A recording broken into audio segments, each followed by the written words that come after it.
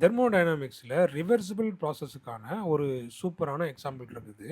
First example இதில ஒரு ice cube இருக்குது. ஐஸ் கியூப் வந்துட்டு மெல்ட் ஆனா அது லிக்விடா மாறும்.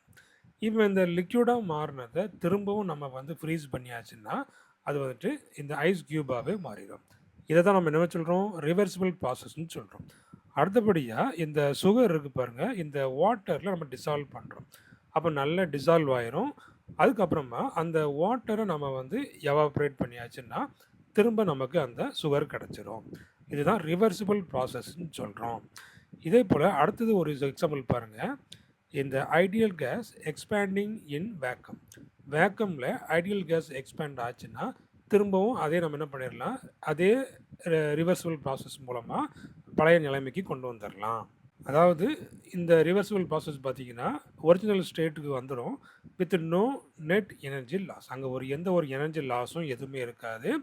அதேபோல வேக்கம்ல எந்த ஒரு ஒர்க்கும் இருக்காது. எந்த ஒரு ஹீட் எக்ஸ்சேஞ்சுமே இருக்காது. இது எல்லாமே எக்ஸாம்பிள்.